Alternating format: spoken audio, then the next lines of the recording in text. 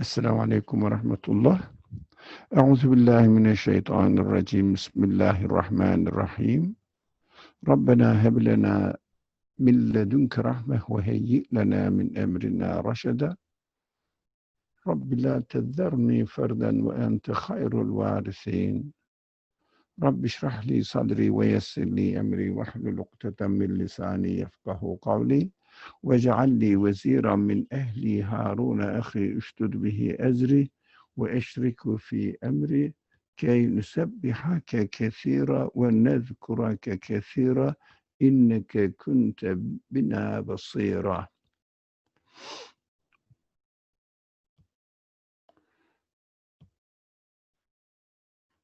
What is that? Look, why is it so? It is something strange going on here. On my side, of course. Okay. Now we have studied this verse, verse 18th from the Qasas, chapter Qasas, the story. So narrates many stories of different prophets. So on the 13th verse, we said, let's read the translation now. And thus we restored him to his mother. We discussed this section, so that her eyes must be gladdened, the spelling mistake there, and that she might grieve no longer. Now, so we understand that this part, the last part, she might grieve no longer, and that she might know that God's promise always comes true. Now, of course, what does it mean, God's promise? That we studied up to this point. God's promise always comes true. What does it mean? Why God's promise always comes true? We don't see in this word that God's promise doesn't come always true or doesn't prove to be true. For example, this is the problem we have to struggle today with. Although most of them don't know, it says you don't know it. But we have to understand that God's promise is primarily what? What he has promised in our creation, in our existence. It means what he has promised through giving us the senses, which requires perfect satisfaction, happiness. We always want, we struggle for happiness, perfect happiness, and also perpetual happiness, not temporary, but permanent. We see in this word, this promise, which is put in our human side, which is called the soul, human soul, does not come to true. Does not really, especially in this life, we struggle to catch happiness here and there, but doing many other things in our life. But whatever we do, whatever we gain in this world, at the end, we leave them behind and disappear the screen of this universe, this type of creation. And it seems to be no one's expectations are fulfilled in this world. Partially some people, but mostly not at all for all human beings. One side of the matter is this. If we realize that this universe has an owner, and this owner is our owner, and he is the one who gave us existence, and he owns us, and we belong to him. Now, when we attach our existence to him, then we realize that uh, we belong to the eternal one. Our senses not to be satisfied within the conditions of this universe, but they, our expectations are to be satisfied with finding out the source of existence of these feelings, expectations. Whoever gave us, if we realize that source, and if we are sure, or if we have enough evidence to confirm, to be satisfied with the conclusion that this source can satisfy our expectations, not this verse, this world, this universe. That is the dilemma that human beings are struggling. We are struggling in between.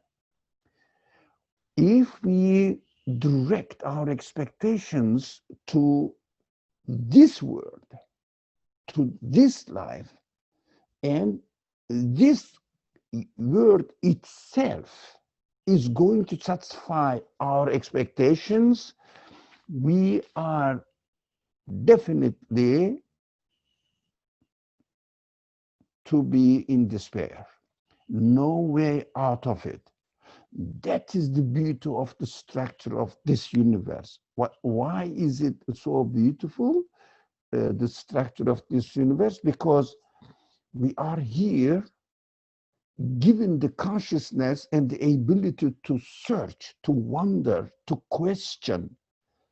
I have these feelings, and there is no way to satisfy them in this universe, but there must be a source of existence of these feelings, and I must search, I must seek this source, and try to see whether the source of existence of my feelings can satisfy it or not.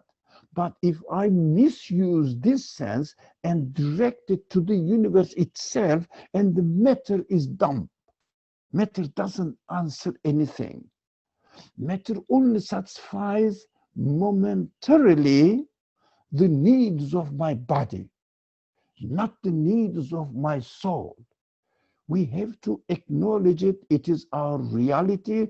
If we don't acknowledge it, we will be always in despair. It is inescapable, impossible to run away from this despair. Now, but it doesn't mean that this universe is alone acting on its own. That is the flip side of the matter. This universe is arranged by the one who created my feelings. So he also taught me how to communicate with this universe through the ability he gave me, and try to experience somehow how I can find the source of the satisfaction as manifesting itself in the universe. We have to understand that this universe is to be used for human beings only for an evidence to demonstrate that the feelings I have and the universe out there and the ability to communicate with the universe is realized by the same one.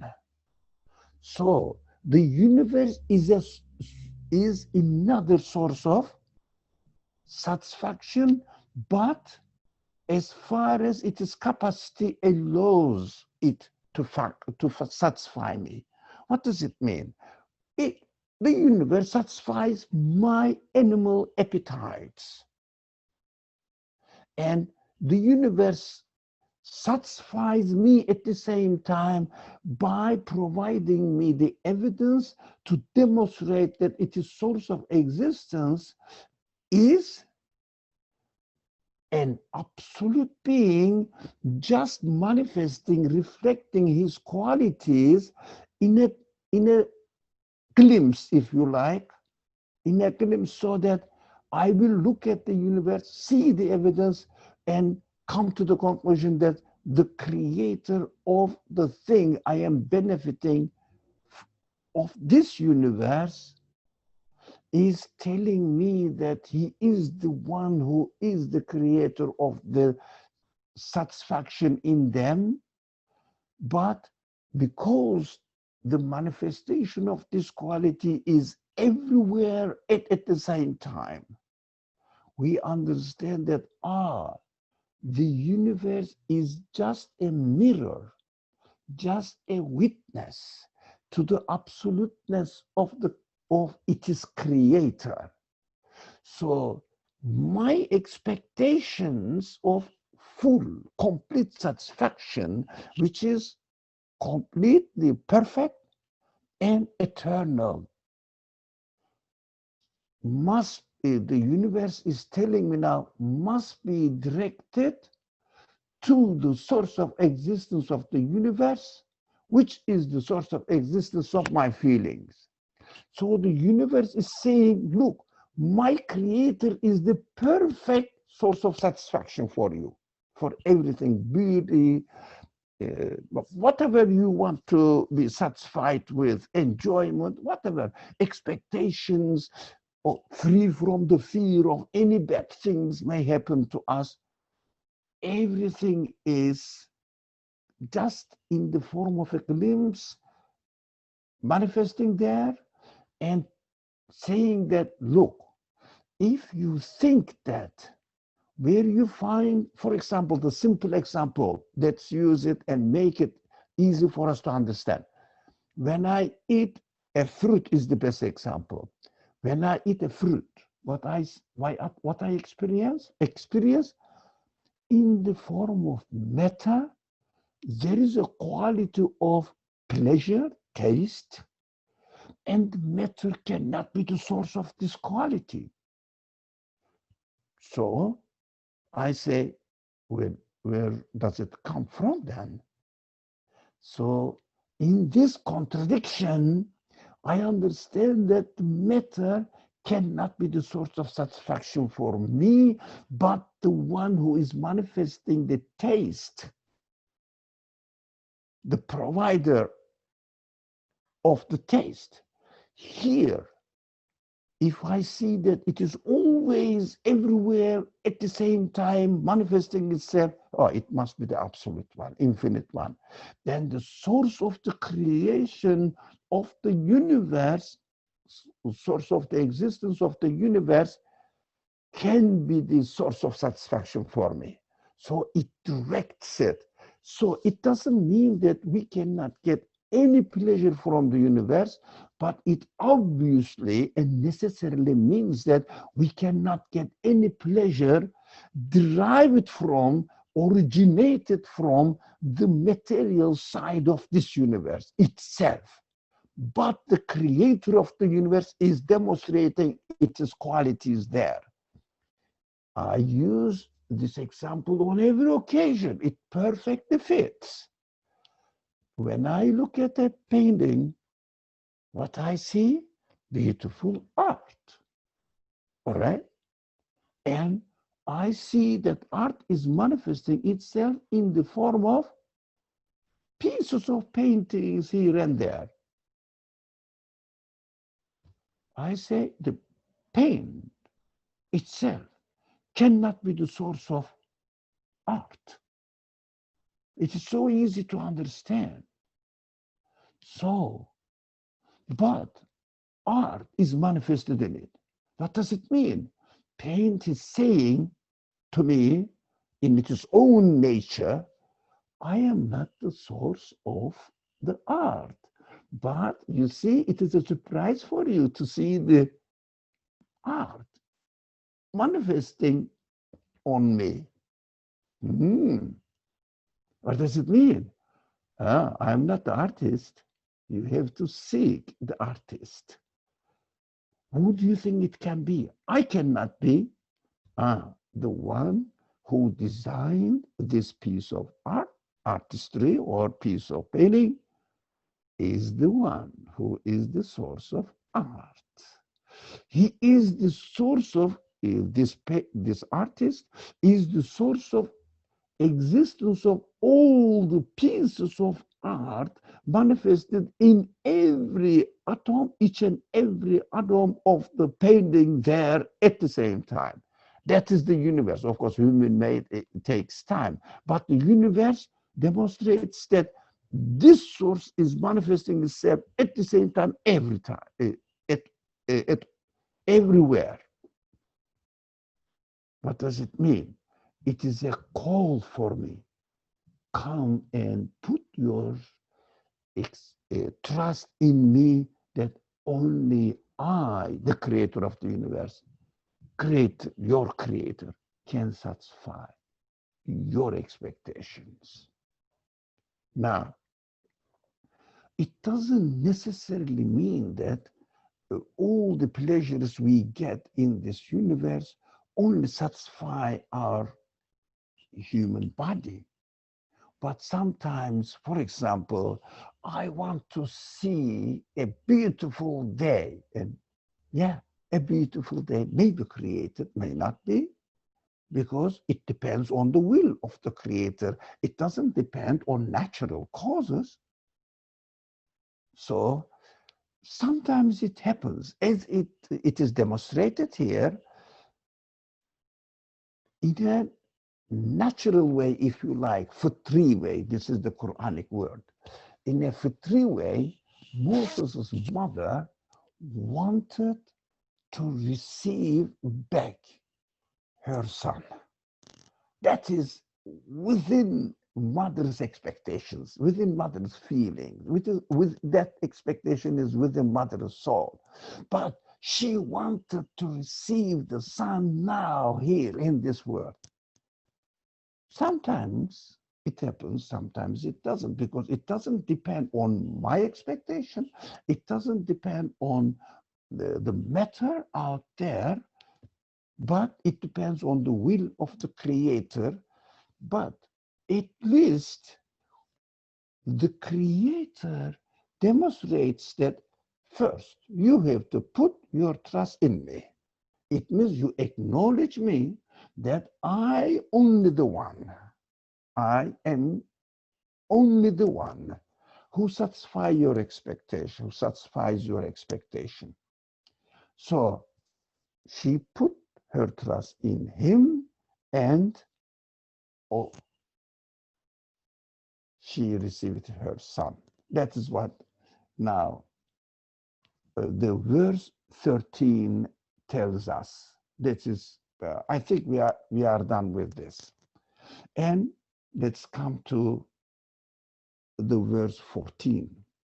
ولما بلغ أشده واستوى آتيناه حكما وعلما وكذلك نجزي المحسنين. Now, okay, when Moses reached full maturity and manhood, yeah, okay, when we grow, now we said we have to study the stories of the prophet and put ourselves in the main role players in the scenario. So I am now Moses.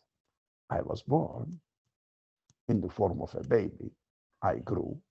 And as I grew, I realized who I am. I become slowly, slowly to the realization who I am, what is going on in my being, what kind of feelings I have. All these concerns becomes clearer and clearer as we grow and grow until the reach of maturity, age of maturity. Now, when we reach the age of maturity, God says in this verse, we gave him wisdom and knowledge. we should we shouldn't go to the extent that Moses is the prophet, so he received the prophetic wisdom, prophetic knowledge, which means revelation. I am not the prophet.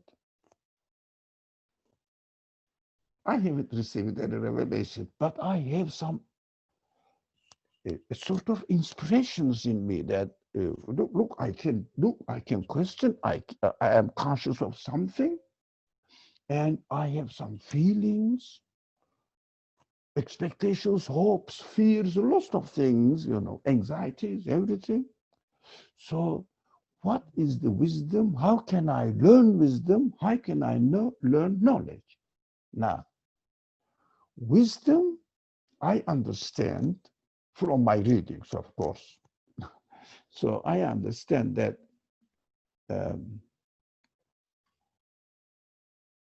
human beings can learn wisdom by experiencing the try and error method.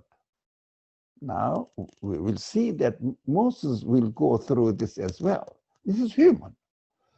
Without making mistakes, without trying to see, if you like, my owner within the universe, I cannot reach the reality.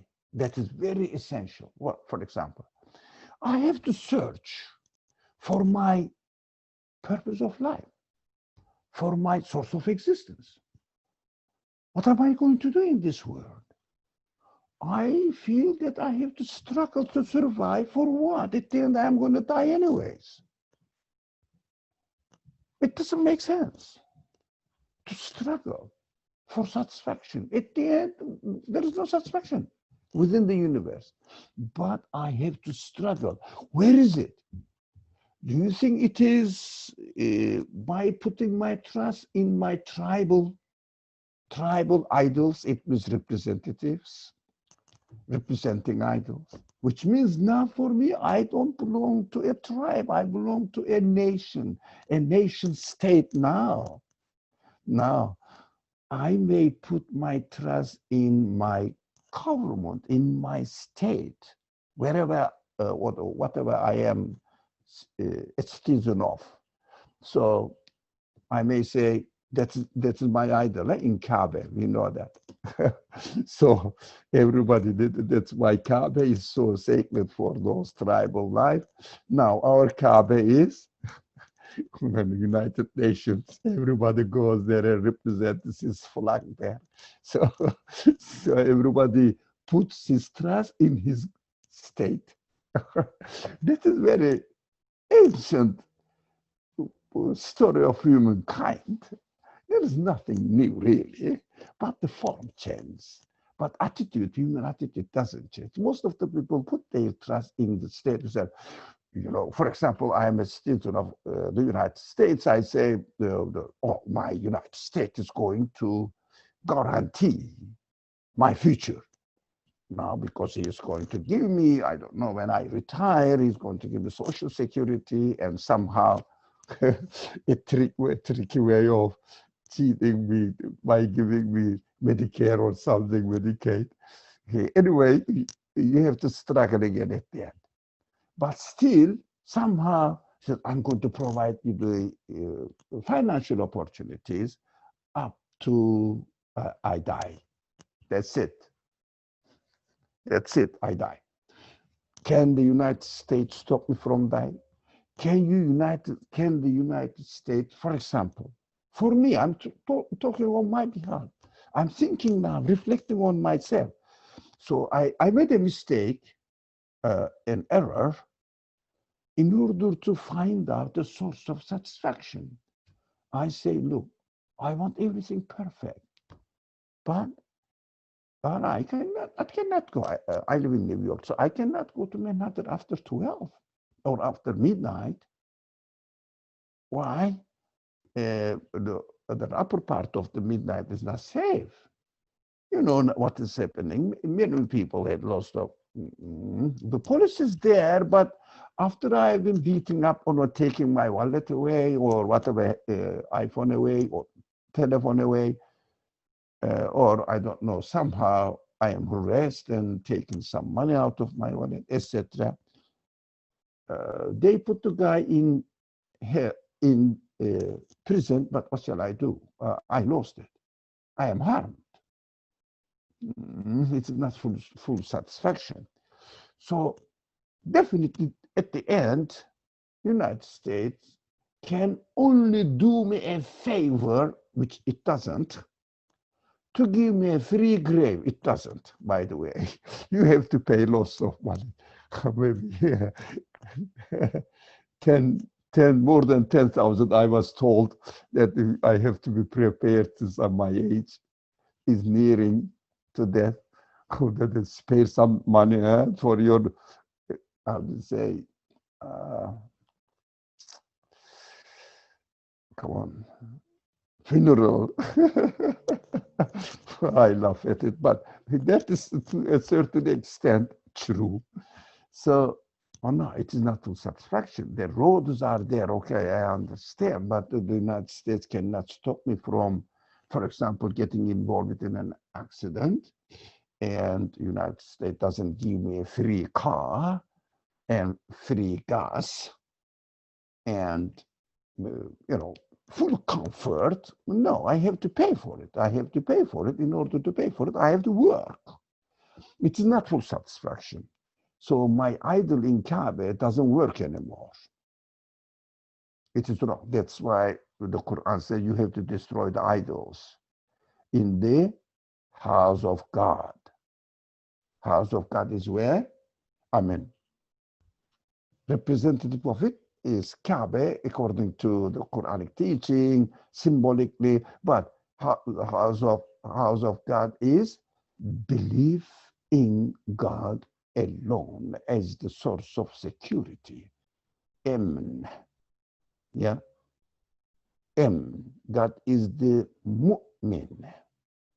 Gives security, provides securities, peace for those who put their trust in him. It means understand that only he can satisfy it. It doesn't matter when I understand that only he can satisfy me, I will be free from all physical harassments or, how do you say, hazardous activities or dangerous things. No, but from the world I can see danger, but I cannot get any danger from my creator. He is always saying that I'm going to give you the perfect satisfaction. Don't worry, as long as you keep your belief in me that the universe is not the source of satisfaction. And this first mistake we make is really necessary, as Moses is going to make his first mistake by killing a man. We will study. We have to make the mistake, but in order to start the journey of searching, this mistake has to be done. And the speech of the guidance, guiding speech of God also says you have to realize La ilaha. Of course, La ilaha means what? Looking at the things as the source of satisfaction and realizing that, as soon as I eat the orange, it disappears. It cannot be the source of the taste I am experiencing there.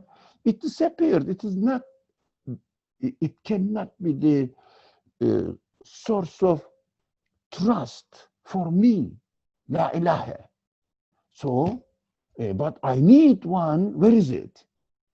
Then it directs me to search for illallah. That is human reality, to learn wisdom. That is the teaching of the speech of God, which teaches me wisdom. Then the Quran, the speech of God, Quran says, I am the source of wisdom. Hakim. That is error we must do in order to find the uh, truth. That is inevitable. That is why, as we grow to the age that we realize who we are, what we are going to do here, and start searching, God promises that He will give me wisdom and knowledge. Now, we understood that, I understood that this, I'm sharing my understanding with you, with my understanding with you. So I'm saying we only can learn wisdom through try and error method. That's called wisdom. Now, human soul is a a kind of revelation from my creator.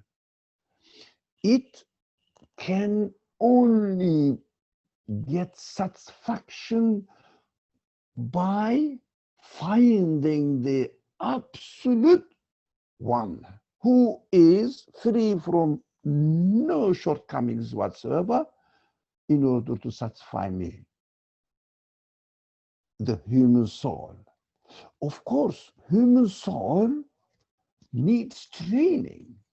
How can I train my human soul without a, how to say, a intelligible, understandable, if it is the right word, um, source of information, so that I can learn from this source of information, because I am able to learn when I am taught. Now, I can learn from the universe, but the universe teaches me in a silent way without using the way that I am accustomed with, which is I can listen to the speech of somebody and I can hear it, I can make sense of it. Either I agree with it or I reject it.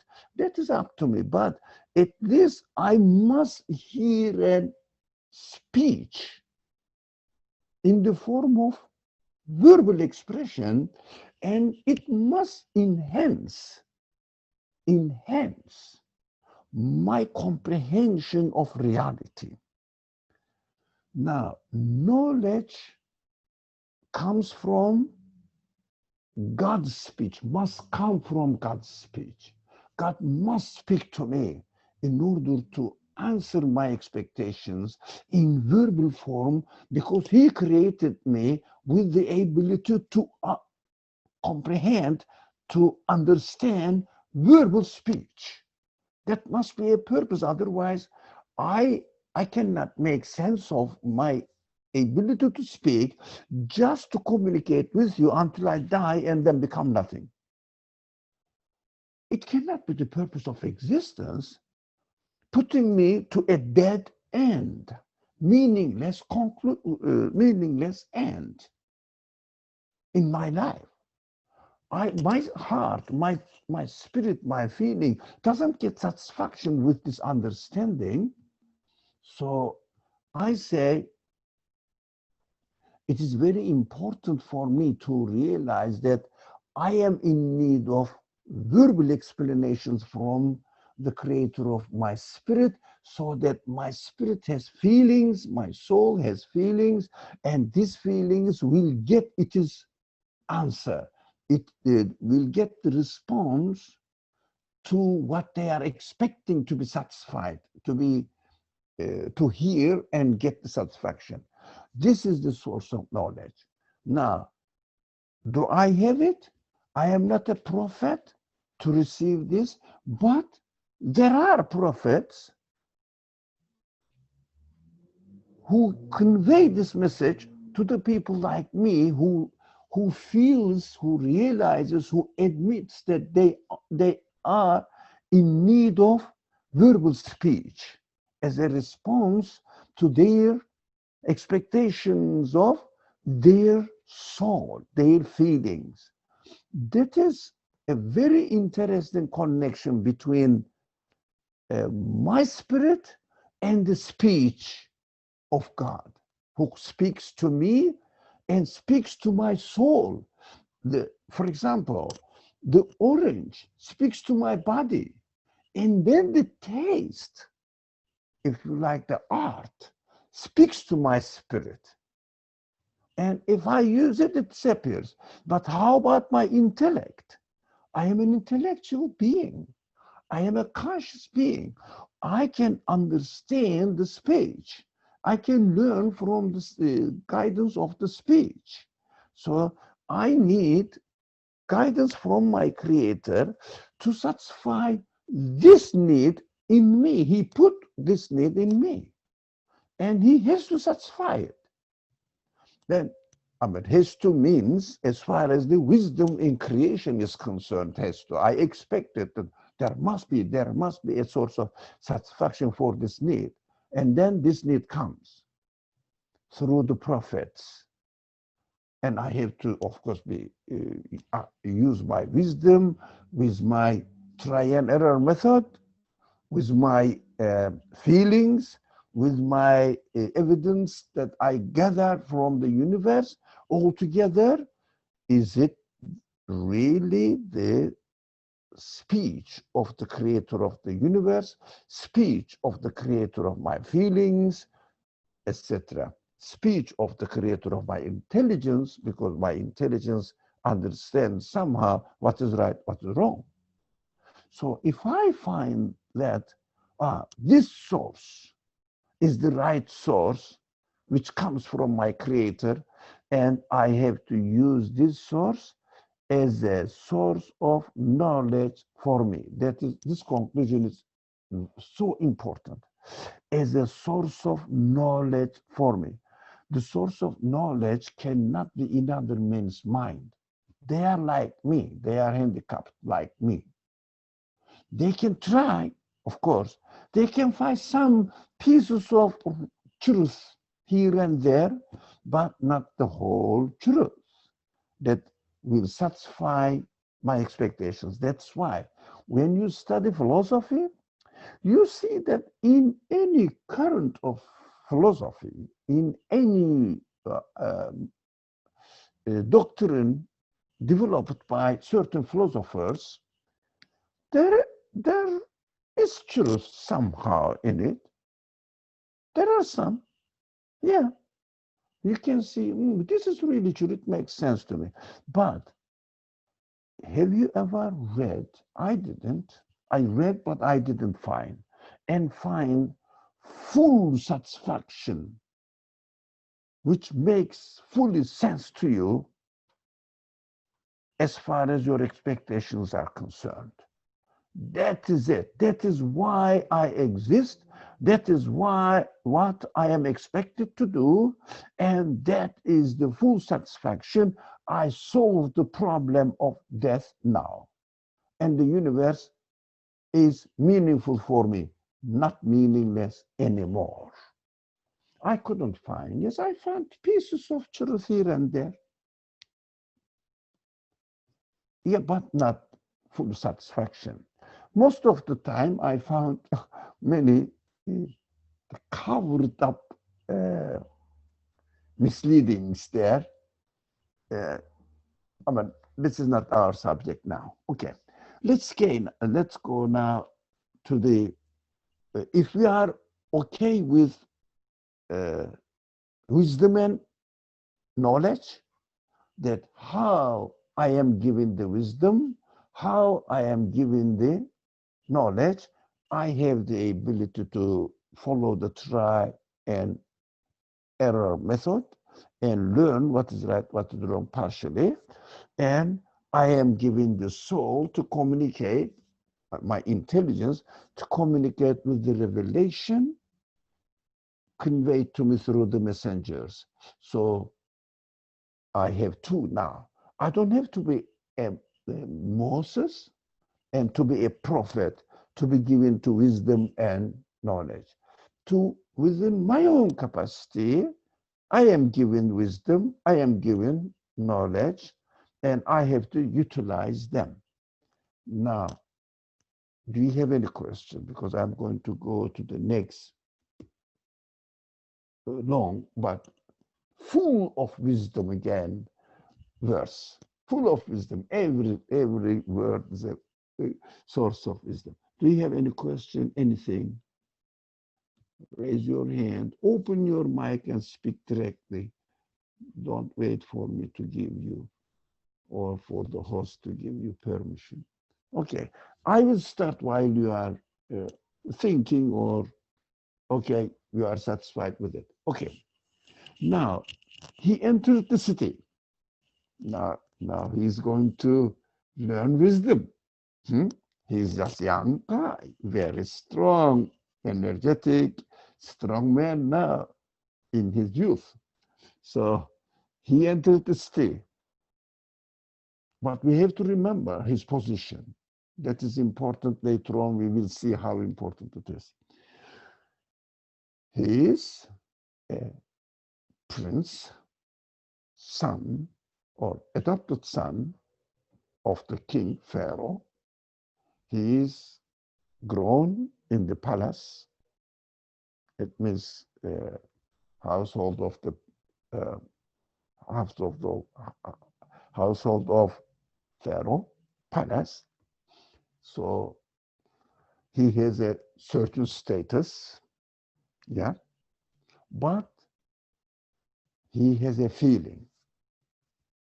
What is that? He knows he is not an Egyptian. He belongs to the race of slaves of the Egyptians, Israelites. He knows. At least Allah makes his color so they are different. So they are different. He learns, he knows, he knows he's different. But he wants to establish justice. That is very human. Justice for what? In order to protect the rights of his race. That's, as a young man, he is full of enthusiasm to help his people. Right? Everybody has this. I had when I was young. I said I can protect my family, I can protect my, I don't know, friends around. Oh, I'm strong enough, but not anymore. But that time I was above the clouds. So my mind was just up there, not in my head. So now he entered the city unnoticed by its people. Why? But its people, not his people. Huh? The people of the city, and found two men fighting. There is something going on wrong.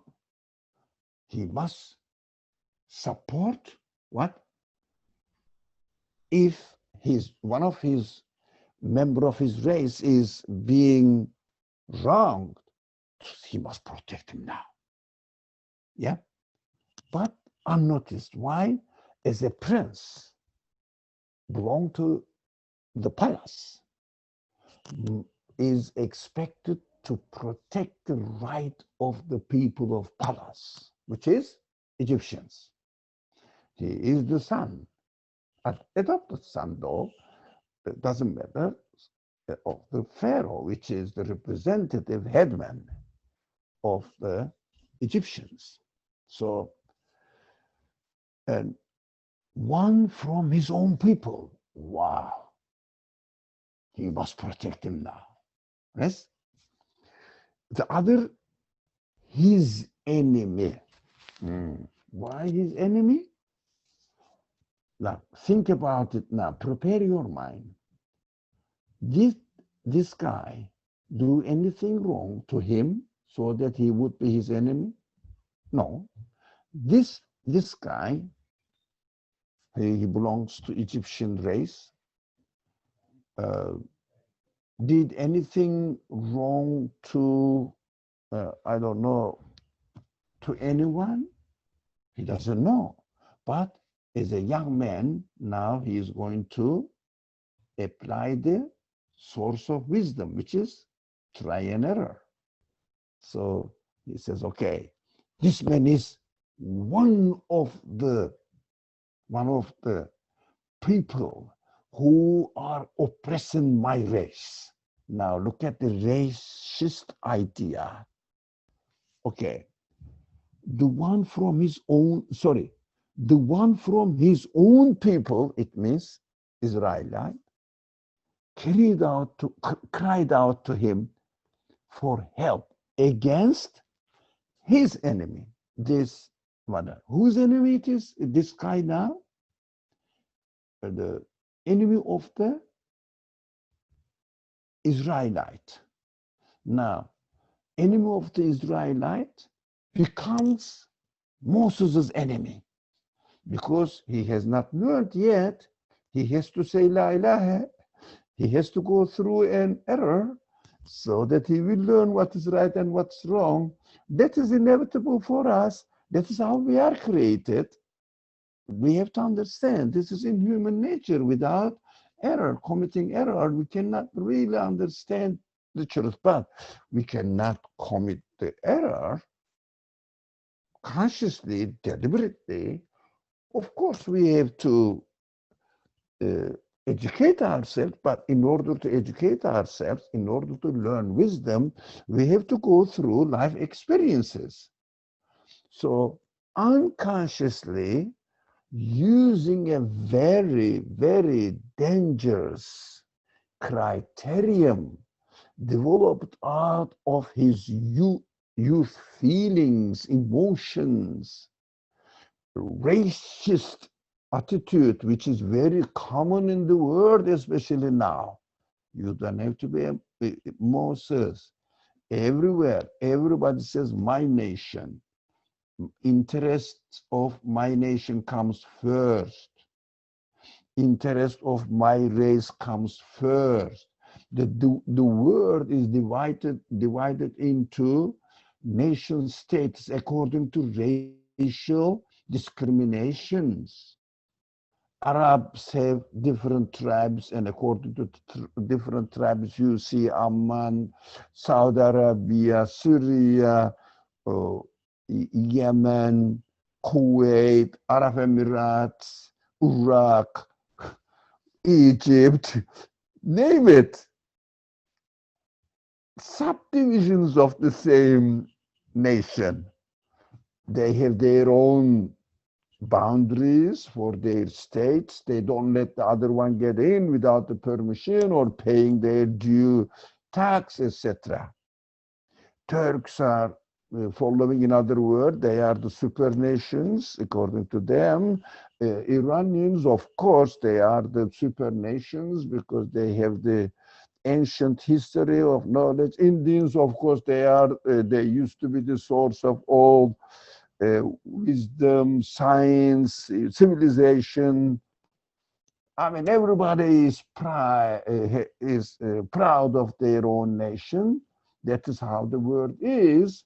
That is the first mistake Moses did here based on race.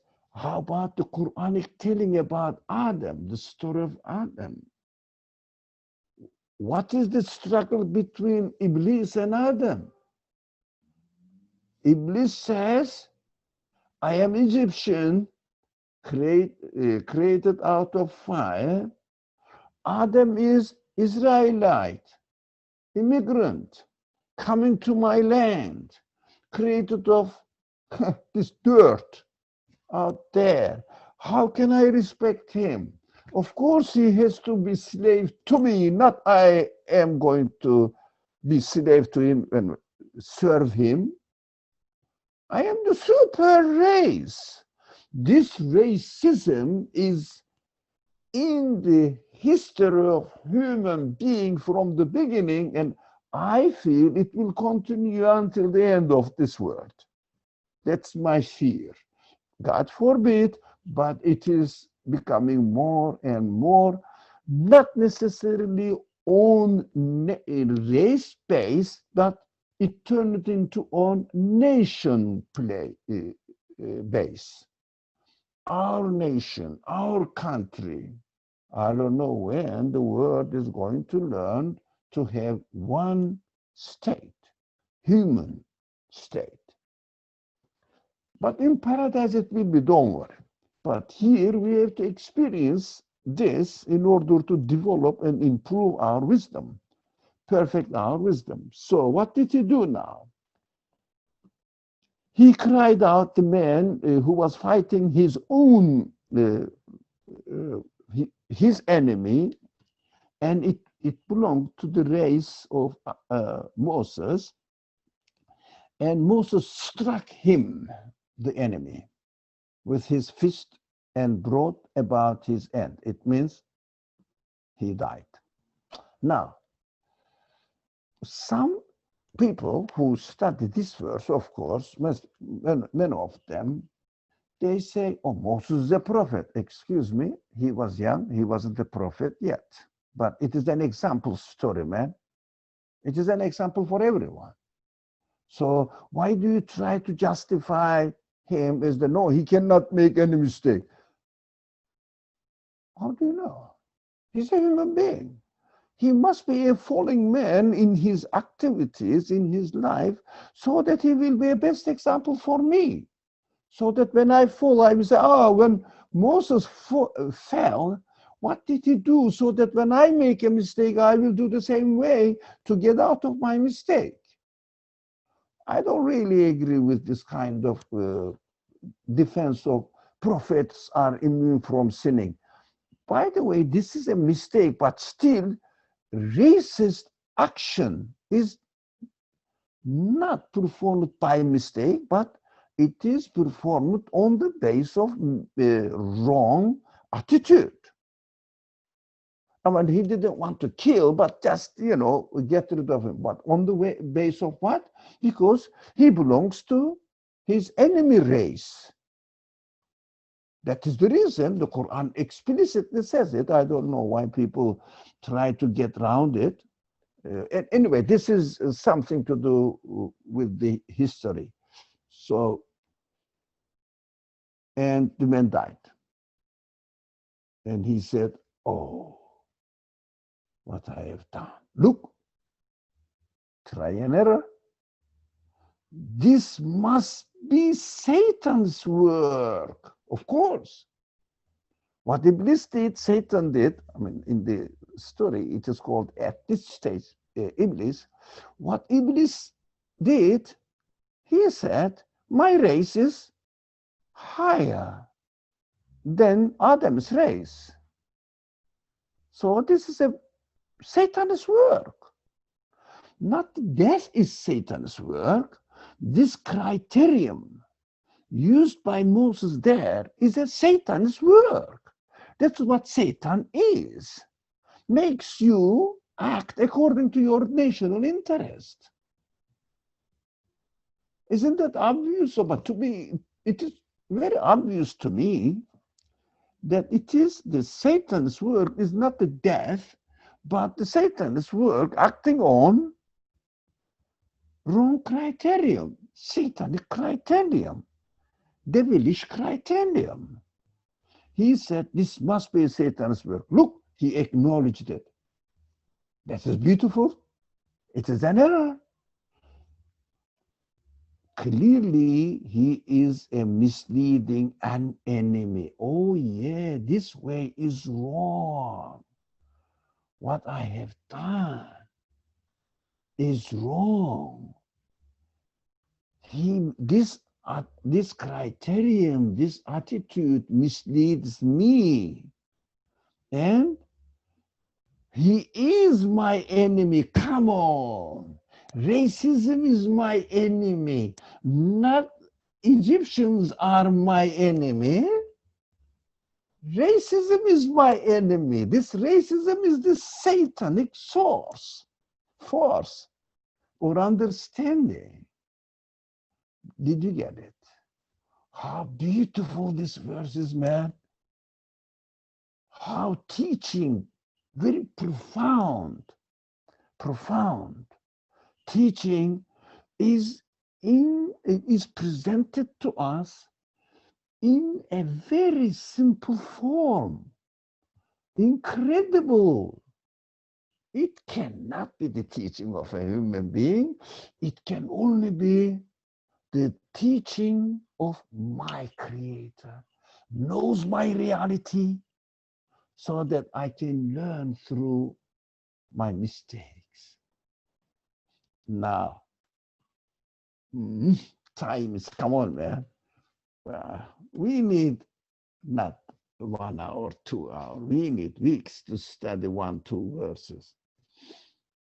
قال ربي إني ظلمت نفسي فاغفر لي فغفر له. It's beautiful. I love this verse. I love this verse. إنه هو الغفور الرحيم. He said, excuse me, it is very teaching, very deep teaching, but at the same time putting it in a very simple parable, if you like, story. Very simple story. I have wronged myself by following my own criteria. It is very important because I took it for granted that I have to defend my race. Who said that? Human beings are created, if we really analyze our feelings, to protect the right of the, establish the justice by protecting the right of the people in the just way. Not to protect your race. Oh, it is a big mistake I committed. Please forgive me. I have wronged myself. I have misused my human feelings. I have misused the trust you gave me as my soul. I have misused it. I have corrupted it. That is why I wronged myself. It means I wronged my own soul. My own soul says you have to use the criterion of justice, not criterion of the benefit of your race. Without knowing whether he is right or wrong, how do you really harm the person? Without knowing, without judging, without listening, what is going on, which is right, which is wrong. Because this man is from your race does not necessarily make him that he is on the right way. There are lots of people who claim themselves Muslims and they do lots of mistakes, do lots of wrong things. It doesn't necessarily, any title doesn't make you a just man. You have to use your free will in order to choose the right path or right action. Nothing to do with your race. The race is equal to for everyone. So God created me here. God created you in somewhere else. So what? So, but as long as he realized that he made a mistake, what God says, so God forgave him. That was the point. For God to create this type of existence, because that is how human beings learn. That's how I am going to learn what my source of existence is, by saying that the orange can be the source of my existence. Maybe the paint can be the source of existence of the art manifested on it. I look at it, oh, the paint has no free will, nothing. It is just a simple created being. He has no quality to be source of the existence of the art, and also the other things in the universe. The orange cannot be the source of existence of my satisfaction. When I eat it, it disappears. It doesn't stay there. So itself, it cannot be the source of existence of its qualities. That's obvious to my intelligence. So When we realize it, that this is a mistake, this is wrong, that is the point in the wisdom in creation.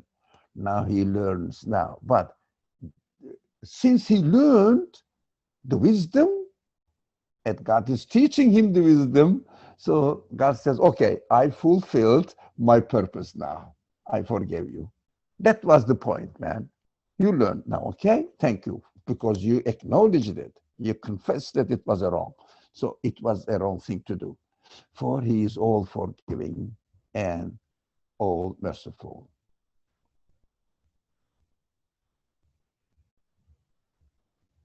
Now, shall we study the following? Do you have time? What do you think?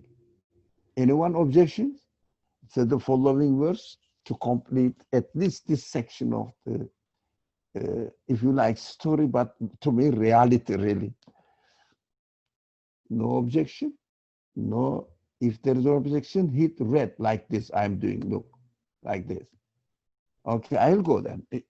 I'll try to keep it as short as possible. He said, my Lord, for you have bestowed your grace on me, nevermore shall I be a supporter of the guilty. You see, now he understood that mujrim, not that support my race, not that go against the other, any member of the other race, but now never more shall I be a supporter of the guilty. It means, shall I be the supporter of any criterion which is based on a mistake, wrong criterion.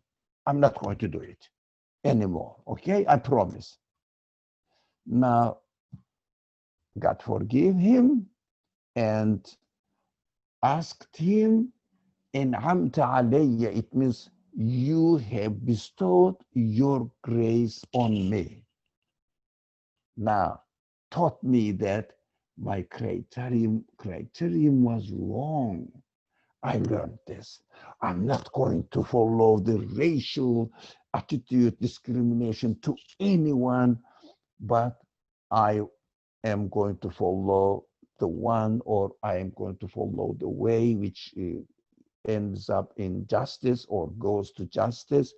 And I'm not going to support anyone, even it is the Quran says, it is your father, it is your mother, it is your brother, even it is so.